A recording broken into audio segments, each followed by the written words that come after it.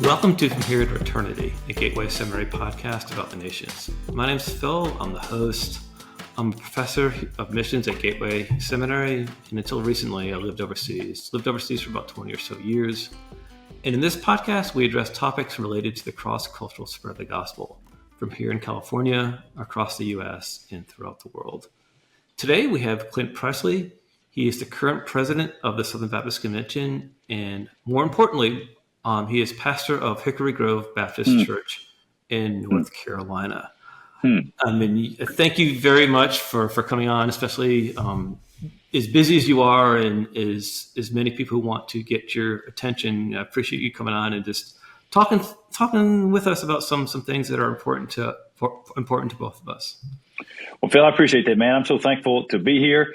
And if it comes to church and the Southern Baptist Convention, I love to talk about both. Well, I mean, could we just first start off talking about how you came to faith in Christ? Can you just share your testimony with us? Yeah, sure. I came up in a Christian home. Mom and Dad took us to church, but we went to a PC USA church, Presbyterian Church USA, and didn't know I was going to a liberal church. Never really heard the gospel. I did learn the Apostles' Creed, learned the Shorter Catechism, but I wasn't ever explained explicitly. Nobody explained it to me. How do you give your life to Christ? What does it mean to become a Christian? Until I was 11 years old at camp, an intern for the summer, associate pastor that was there from Columbia Bible College, shared the gospel with me. And the Lord opened my heart to believe. And I trusted Christ to save me. And from that point on, very shortly after that, I wanted to be a preacher. But I didn't know what kind of preacher I wanted to be until we visited some friends in Virginia, and they're Baptist. They took us to church. I heard a man preach with great authority, and we came home and here to Charlotte. It's where I grew up, and we joined Hickory Grove Baptist Church when I was 16 years old, and then now in God's kind providence, come back and been here pastoring the church for 15 years. Wow! So you're the church that you kind of sowed your oats in many respects. Right. We joined this church when I was in high school, and that's where I learned discipleship, learned what it means to walk with the Lord, to learn the Word, to read it every day, to be serious about my faith. So I feel a sense of indebtedness, not only to Southern Baptist, but to Hickory Grove. Is that Hickory Grove? Is that where you met your wife as well? No, when I graduated high school, went off to college at Wofford College in Spartanburg, South Carolina, played football there. And then after college, when I came out, the seminaries were still kind of transitioning. So my student pastor told me to go to Southwestern. I didn't even know there was one in North Carolina. He said, go to Southwestern. So I drove to Fort Worth, and that's where I met my wife. She was in seminary at Southwestern. She was on the tail end of her degree. She has an MDiv from Southwestern, and I was just starting. So we met, and pretty soon after that got married. She graduated, and I was ready to go pastor a church. And so that's what we did. Now, when you were at Southwestern, was Cal Guy still there, or was he just transitioning out at that time? Man, I don't know. I can't even remember who was there at Southwestern when I was there. I was there a year and a half, and I was a terrible student. And so I quit seminary, went and started pastoring a church, and found out I don't know anything. So I started back at New Orleans. That's where I graduated from, New Orleans Seminary. Okay, yep. New Orleans. Yeah, I mean, New Orleans is a beautiful place. My dad went to New Orleans back in the 60s, 60s and 70s. So yeah, I remember I don't know if it's the same way now, but they used to have these squirrels used to run up, very friendly squirrels. I remember they had videos trying to run after the squirrels when I was like 1 or 2 years old. The grandchildren of those squirrels that your father saw, I saw them there at New Orleans. Okay, great. That's funny. It's a small world, isn't it? Yeah, that is.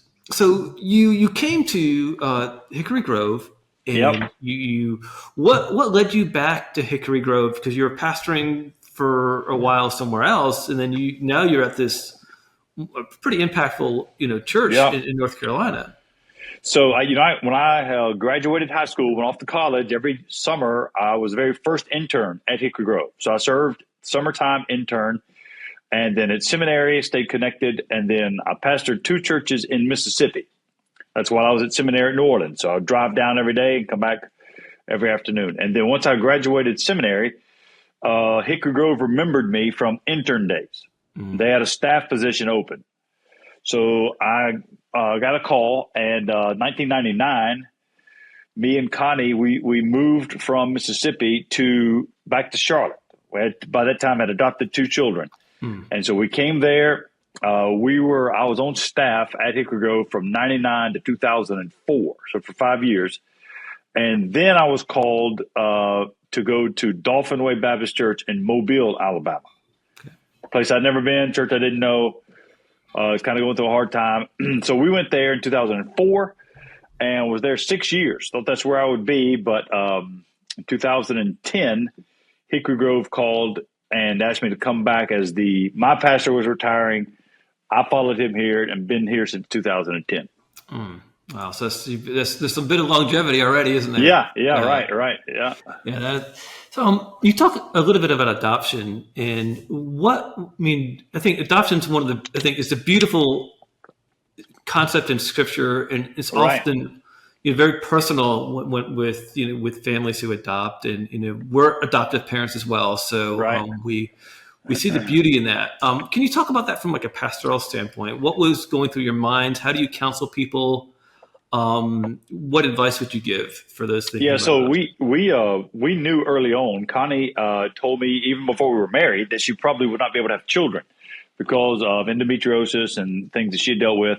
So we knew that from day one, and pretty early on, she put us on a list of, because it takes forever to adopt. At least it did 30 something years ago, and we got a call. The day I turned 30, the day Hickory Grove called was the same day I actually met my 2 boys. It was a legal risk adoption. So we had to foster them for, I think, 4 years before they were actually legally ours. So there's some added pressure there, some difficulties. And anytime you have kids out of a traumatic situation, these children, I mean, it was a nationally known news story. Their biological parents were in the news. America's Most Wanted. It was all over the place. So to take them, it was a little bit of a challenge for us to not have ever had children, and then we get a 6-month-old and a 20-month-old. So it has its own particular challenges. But the church responded. Where we were, a little small church in Mississippi, man, they were going to take care of us. It becomes a picture. It's sanctifying for you as a pastor. You learn not to be so judgmental on people that have children. I was a great parent until I actually had to become one. So you learn a whole lot of lessons there. You learn the pictures of the gospel. I mean, you learn how to extend grace. You learn some of the legal ramifications of adoption. Apply that over to, being a Christian. So it's a beautiful picture, a useful picture for pastors to participate and to help people. And our church now at Hickory Grove, we have multiple adoptive families and many that are involved in the foster care. Guys on our staff do this very same thing. So I'm a big proponent of foster care and adoption. It's wonderful that you're able to adopt from America. I know a lot of people adopt from overseas, right? Right. And there's a beauty to that as well. But, there's something to be said about adopting from the U.S. And I think that's it's a beautiful thing to adopt from your own country as well. So that's something that is a lot of people need to perhaps consider as well, not just adopting from overseas. Yeah, they called us because we were in rural Mississippi. And these 2 boys, they were in Salt Lake City. Their parents, biological parents, had starved them and thought my oldest was a Christ child. It was just a crazy story. Then had kidnapped them from the hospital. So it had been on national news and on 2020. And so they wanted to get the kids somewhere that nobody would know where they are. So they called the Baptist Children's Home in Mississippi. We were signed up with them. And we were living in Lincoln County at the time, Mississippi. They called us, and that's how it happened. So then you move from Mississippi. You eventually go back to Charlotte, Hickory Grove. Right. And how was it like going back to your home? I know you were there doing internships, but now you're the head pastor. You're the person who in many respects, people have seen you grow up. Oh yeah. Well, in '99, when it came back, I was just on staff in '99. So I came back in 2010 as the senior pastor here. And yeah, it's a different animal. It's a double-edged sword. One side is you have some institutional knowledge and start a little bit ahead of the game from guys that have to come in and don't know the church and the city. The other side is that everybody knows you.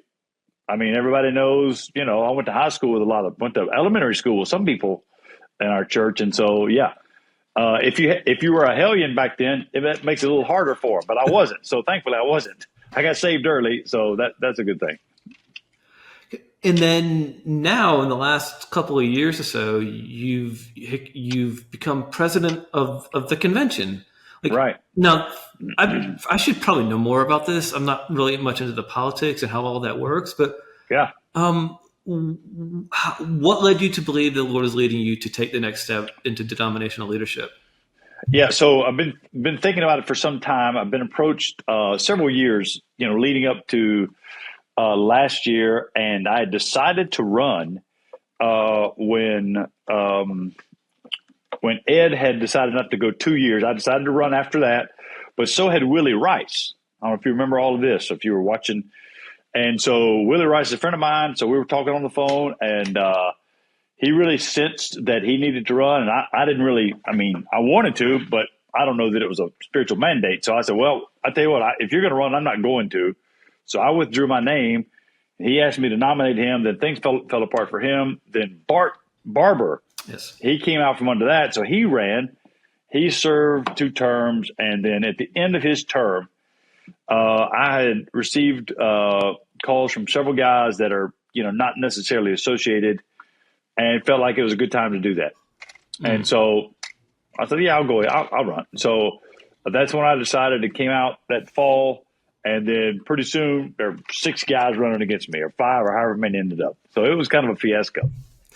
Yeah, I kind of remember that. In California, it's just we get the Rocky Mountains that kind of separates us from a lot of the politics and all that. Yeah.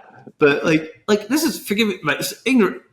Maybe it's just an ignorant question. But how do you deal with the politics as a pastor, and also as a president, and still keep your focus on Christ? Because I get it as a seminary professor to a degree, and it was overseas and you had to deal with that. But you're in a spotlight like no other. And how do you maintain your integrity?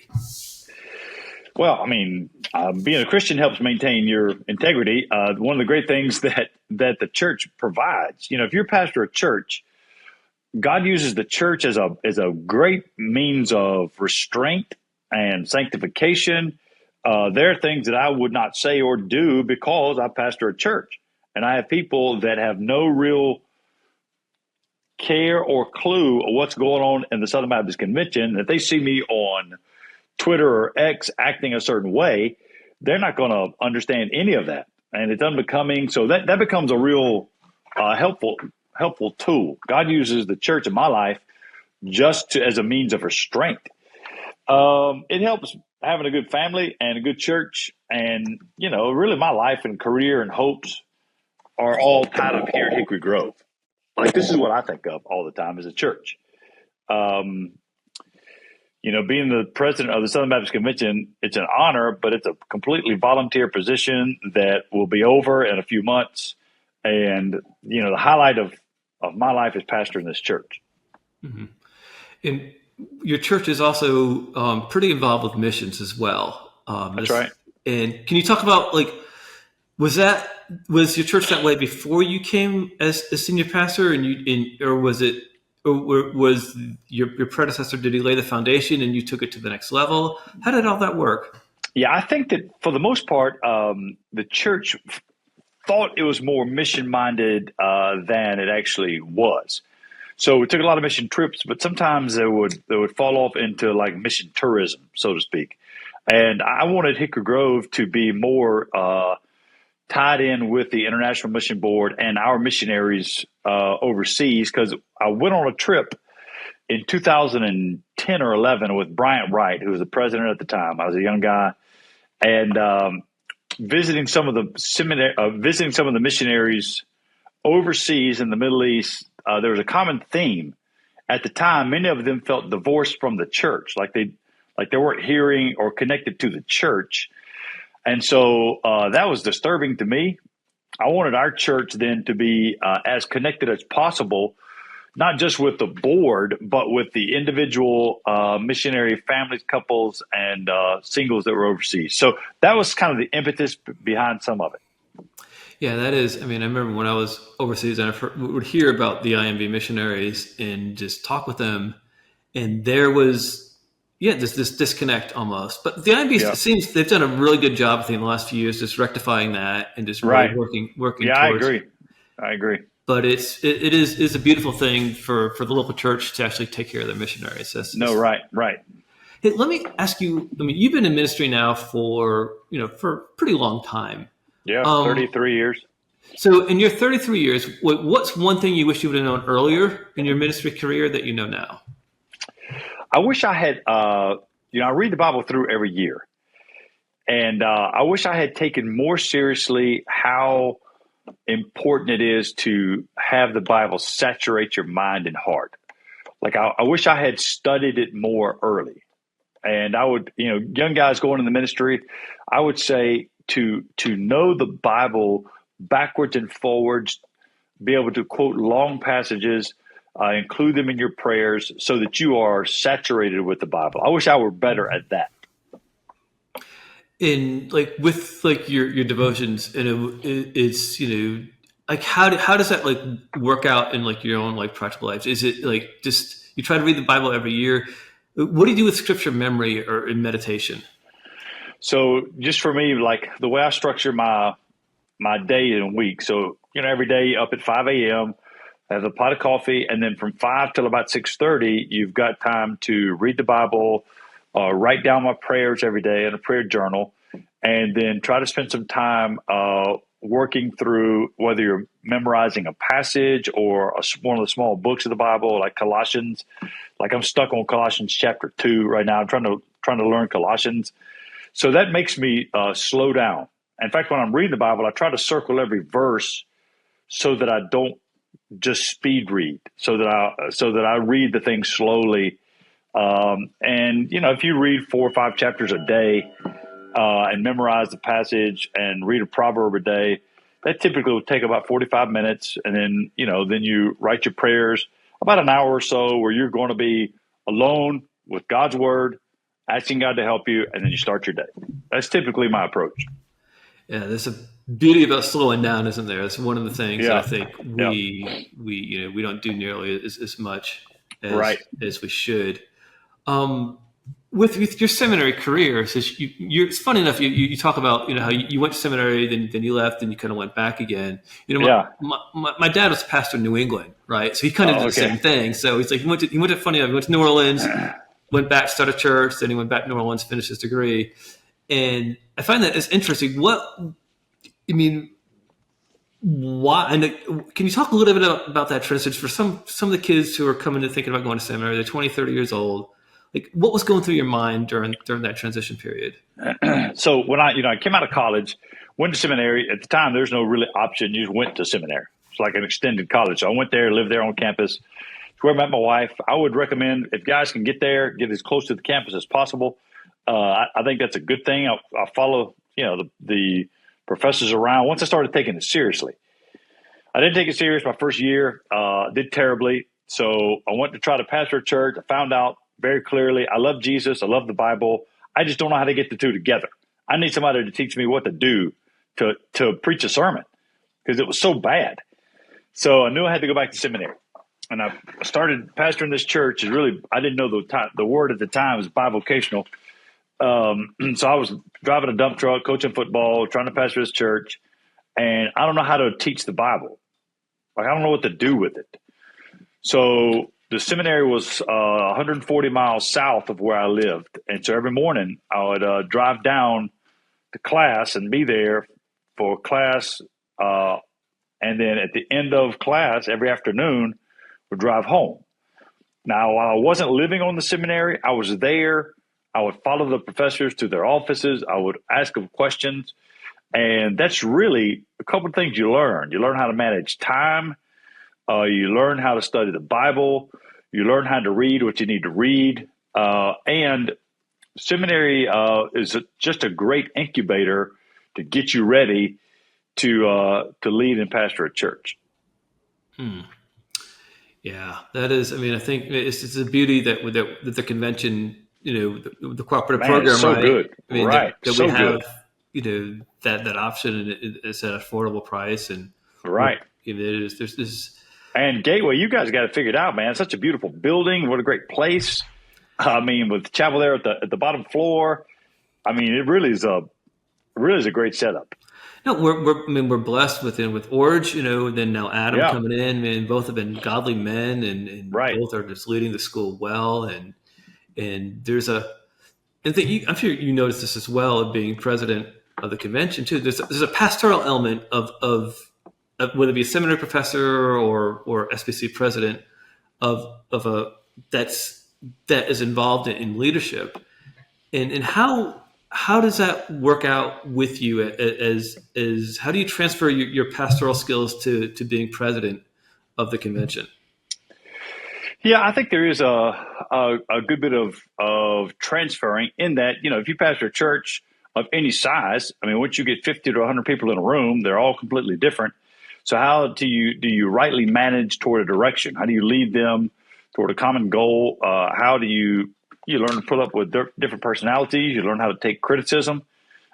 I mean, one of the great things about the church is it toughens you up. There's not going to be any organization that's more difficult to lead than the church. And the good thing about being the president of the convention, it is a great responsibility. It is a great honor. You don't have any real authority, so you have to. Any influence or leadership you provide, it is all by virtue of relationships and persuasion, and those are things you learn in the church. Huh. That's an interesting way to look at things. You would think, being the president, the figurehead at least, or the person that everyone knows, right? Everyone knows. Anyone that's not involved in Southern Baptist life, they don't know anyone, but they know the president of the Southern Baptist Convention. Right. Yeah. But there's a beauty to that, and there's a beauty that you've been able to do that, and you've been able to do that as well as pastor a church at the same time, which I don't know how you do it. I mean, it's been a lot of fun. It's been a lot of work, but I've been very thankful. If you could, with you being pastor, you being president, being a seminary professor, seminary student, out of the 30 plus years you've been in ministry, has there been a book or two outside the Bible that has impacted you? Yeah, there've been a couple. J.C. Ryle's Holiness was one of those books that sort of had you it's real sobering. That was a great book for me to read. Memoirs and Remains of Robert Murray McShane was a great book. To the life and diary of David Brainerd, if you can handle it. I mean, it's hard to read sometimes, but reading some of those biographical sort of spiritual journal things was very helpful to me to think deeper about my walk with the Lord, about what do you do with suffering, about tenacity, about genuine godliness. Those kind of books have been helpful. Some of the R.C. Sproul books have also, but mostly that in that vein has been very helpful to me. And missionary biographies. Yeah, man. Look, don't read a missionary biography. Look, you'll never complain again. Go read to the Golden Shore. You read that, and you'll stop complaining. Isn't it funny though how hard missionaries back in the day had it, and you think like, man, I'm without air conditioning for 2 days, and I'm thinking to myself, man, right. But nonetheless, what would you? I kind of asked this question a little bit, but let me ask it a different way. If you were to talk to someone who's thinking about going into ministry, say a 16-year-old or maybe a 30-year-old, what is or they're wanting to go into ministry or maybe go to seminary, what's the first thing you would tell them? What's one piece of advice you would give them? Yeah, I would say make sure that your own devotional life is as strong as possible, that you are learning the Bible to the degree you possibly can, that you're growing in the Lord. People are recognizing that you have some some benefit that you can provide to the church, and then learn how to read. Man, if you can learn how to read, start reading and read good things, then there's a whole world that is opened up to you, whether it's reading theology or spiritual classics or missionary biographies or really just biographies. I mean, I spend a whole lot of my time in the evenings reading biographies of leaders that are not necessarily Christians, but just have endured. And that's always a means of, common grace, but it's a means of grace to me. How do you process what's going on in the lives of these missionaries? In do you internalize it, or maybe some of the other leaders? And how do you practically apply that to your life? Yeah, so sometimes it is practical application. Sometimes it is you get convicted by your own lack of spiritual depth, so you pursue that. Sometimes it is by way of example of guys that are just resilient. I mean, the missionaries are just resilient. And that's something you can bring to that transfers over to church work, and leading in a church is a need for spiritual resilience, genuine depth, learned humility. There's some of those things you just want to exemplify. And then sometimes you just, you can't. It's like reading something about, Adoniram Judson. I'm not ever going to be him, but it is inspiring. It's good to have your own soul inspired by another Christian that has lived and poured his or her life out for the Lord. Yeah, I mean, you look at a lot of these missions. I mean, Judson, Carey as well. John Patton. Go read John Patton's autobiography. Man, it'll break your heart. Who got me into Patton was I did a bunch of research on John Piper years ago, and he had this. I think it's biography on John Patton. So I listened to every one of those biographies I've listened to. And I did the same thing with Patton. I go read it. I go read his autobiography, and it's unbelievable, isn't it? It? It's just amazing. And why do you think the Lord has put you in the position that you're in today? Oh, I think that's a $100 million question. Who knows? It is maybe just to be another picture of God's good grace. Who knows? If you want to know what amazing grace is, look at that preacher that's the president of the SBC. Well, there's a beauty to that, isn't there? And there's a beauty how God just chooses to use people in His way and His time. Is there anything that you'd like to promote, or is there any way that we can help, the listeners can help you in your ministry at Hickory Grove or any of the other things that you're involved in? Man, if you are not a Southern Baptist, you can just pray for me and my own leadership that I wouldn't embarrass the Southern Baptist Convention. And if you are Southern Baptist Convention, you're in the Southern Baptist Convention, you can celebrate.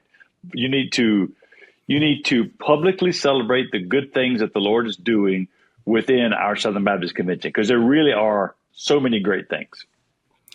So talk to me about, say, 3 or 4 of them. Yes, I think we mentioned a little bit. Yeah. One is going to be the seminaries. We under-celebrate the seminaries, but you have 6 remarkable schools with remarkable faculty, all of which have pledged this remarkable this robust orthodoxy with the Baptist faith and message, teaching the Bible in a certain way, understanding they're all convergentists. That's really something, to have that many schools that are doing that. And then to be able to provide an education at one of those schools at such a reduced rate. So that's one big thing. The second big thing is kind of what makes us Southern Baptists is the International Mission Board and the remarkable way that we actually will fully fund missionaries. And then not just fully fund them, but there's a whole support network. Man, if they need something, our organization is going to run toward them to meet those needs. That is a remarkable thing. And I'll just add the third one. Within here in the United States, there's not another denomination that is working harder than the SBC to plant new churches in areas where they either kind of burned over district or they don't have much of a gospel witness. Those are things to celebrate. Yeah, I mean, very much so. I mean, I know in California, we have some of that, right? Where it's not right. In New England as well, the burnover district, that's where all the revivals occurred, right? And now it's pretty hardened to the gospel, and we have Southern Baptists all over the place. And there's a beauty to that, and there's a beauty to the IMB and just how God has just used the board in the seminaries as well. I appreciate you mentioned the seminaries because they are sometimes overlooked, and God has just chosen to use people like professors like us, who like me, to be in places that we have no business being in. Amen. Is there anything, Doctor? Is there anything else, Clint, that we could? No, man. I think you've covered it. Done a great job with it. Okay, well, hey, thank you for your time. I very much appreciate you taking the time out of your very busy schedule. Brother, I appreciate you having me.